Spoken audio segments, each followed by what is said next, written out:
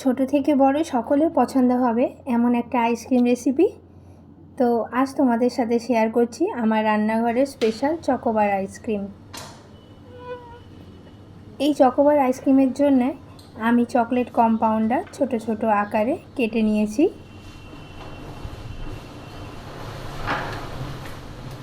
এবারে এই চকলেটটা আমি মেল্ট করতে দিয়ে দেব।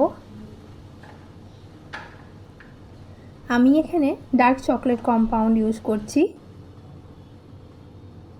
তোমরা চাইলে যে কোনো কম্পাউন্ড ইউজ করতে পারো।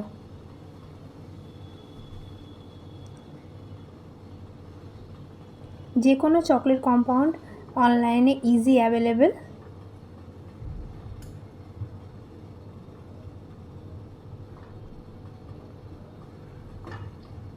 চকলেটটা ভালো করে মেল্ট করে নেব যাতে একটুও দানা না থাকে।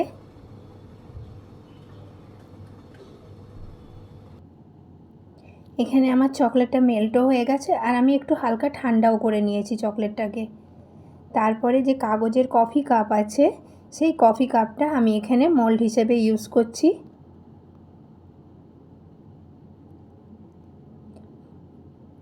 মোল্ডে আমি একটু একটু চকলেট নিয়ে ভালো করে চারিদিকে স্প্রেড করে দিচ্ছি।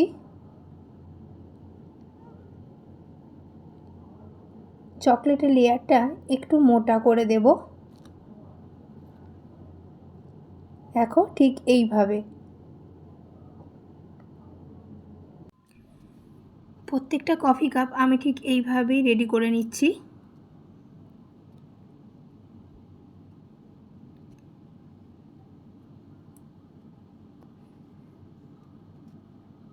ভালো করে চকলেটের লেয়ারগুলো লাগিয়ে নিয়ে 4-5 মিনিট এটা ফ্রিজে সেট করার জন্য রেখে দিতে হবে। আমি আগে থেকেই কিছু কাপ রেডি করে রেখেছিলাম। ঠিক এই রকমভাবে সেট হয়ে যায়। এইবারে আমি একটা প্যানে 2 কাপের মতন দুধ নিয়ে নিয়েছি।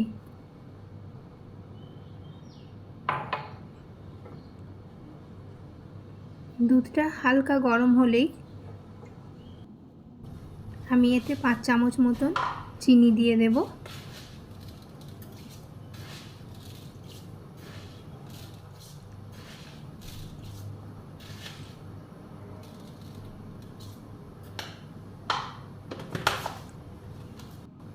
এবারে চিনিটা খুব ভালো মতন করে দুধের সাথে মিশে গেলে আমি কিছুটা দুধ একটা বাটিতে সরিয়ে নিলাম। এবারে যে বাটিতে আমি দুধটা রেখেছি তাতে আমি 2 চামচের মতো কাস্টার্ড পাউডার দিয়ে দিলাম। আমি এখানে কাস্টার্ড পাউডারটা ভ্যানিলা ফ্লেভারের নিয়েছি। খুব ভালোভাবে দুধের সাথে আমি পাউডারটাকে মিশিয়ে নেব।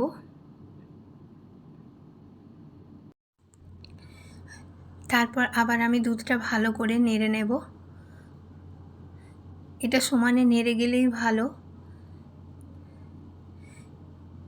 এরপর এতে আমি বড় চামচের 1 চামচ মিল্ক মেড মিশিয়ে দেব।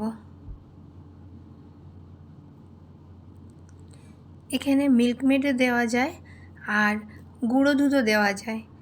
তোমাদের যেটা সুবিধা হবে তোমরা সেটা ইউজ করো।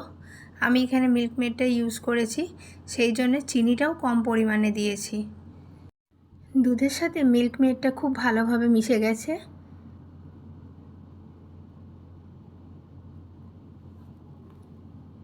এবারে আমি এতে যে কাস্টার্ড পাউডারটা দুধের সাথে মিশিয়ে তৈরি করে রেখেছিলাম সেটা এবারে দিয়ে দিলাম। এই সময় গ্যাসের ফ্লেমটা একটু বাড়িয়ে দেবে।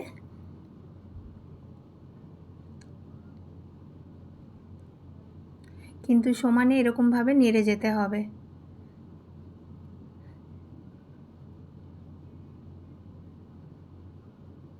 আমি যতটা পেরেছি সোজা পদ্ধতিতে তোমাদের সাথে শেয়ার করার চেষ্টা করেছি। তোমরা অবশ্যই বাড়িতে একবার ট্রাই করো এরকমভাবে। যদি ভালো লাগে আমাকে কমেন্টসে তোমাদের মতামত অবশ্যই জানিও। এখানে আমি গ্যাসের ফ্লেমটা কমিয়ে দিয়েছি।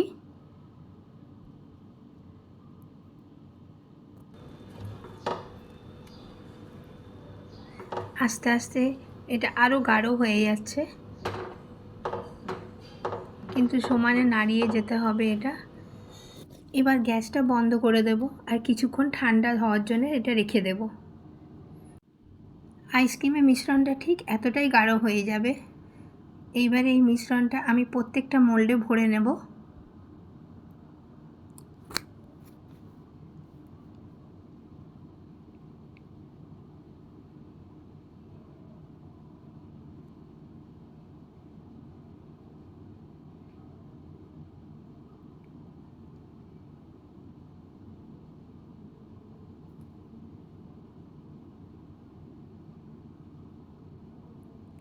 তোমরা অবশ্যই বাড়িতে এটা ট্রাই করো, এটা খেতে কিন্তু সত্যি খুব অসাধারণ হয়।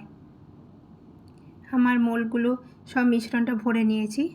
এবারে মিশ্রণটাকে ঠিক এই প্রসেসে আমি ট্যাপ করে নিয়ে ফয়েল পেপার ভালো করে লাগিয়ে দেব, যাতে হাওয়া না ঢুকতে পারে। ফয়েল পেপারটা আমি ছোট ছোট পিস করে কেটে রেখেছিলাম। প্রত্যেকটা কাপে আমি এইভাবে ফয়েল পেপারগুলো লাগিয়ে নেব।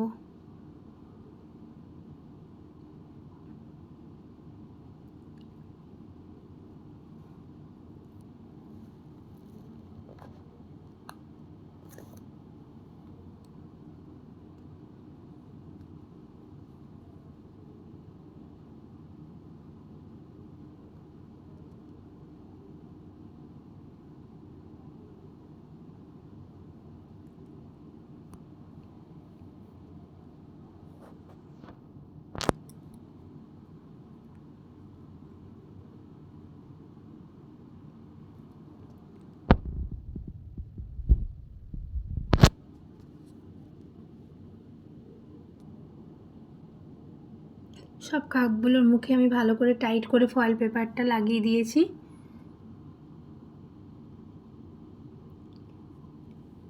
এবারে একটা ছুরি নিয়ে ছোট্ট করে একটা কাট দিয়ে দেব। কাটটা বেশি বড় না হলেই ভালো। দিয়ে আইসক্রিম স্টিকটা ভালোভাবে সেট করে দেব আইসক্রিমের সাথে। এইভাবে আমি 6 থেকে 8 ঘন্টা ফ্রিজের মধ্যে রেখে দেব। ফিরে চলে এলাম, দেখো আইসক্রিম আমাদের রেডি। এই আইসক্রিমটা স্টিক ধরে না টেনে যদি আমরা কফি কাপের কাগজটাকে ঠিক আস্তে আস্তে এইভাবে ছাড়িয়ে নিই না, তাহলে আইসক্রিমটা খুব ভালোভাবে বেরিয়ে আসবে। আর চকলেটের যে লেয়ারটা করেছিলাম সেটা একটুও ভাঙবে না। একটু ধৈর্য ধরে করলেই এই প্রসেসটা সুন্দর বেরিয়ে চলে আসে। আমি এখানে ডার্ক চকলেট কম্পাউন্ডের সাথে একটা 10 টাকা ডেয়ারি মিল্ক এনেও এটা চকোবারটা ট্রাই করেছিলাম, তো সেটাও খুব সুন্দর হয়েছে। শুধু কালারটা আলাদা হয়ে গেছে, ওটা ডেয়ারি মিল্কের হয়েছে আর এটা ডার্ক কালার হয়ে গেছে।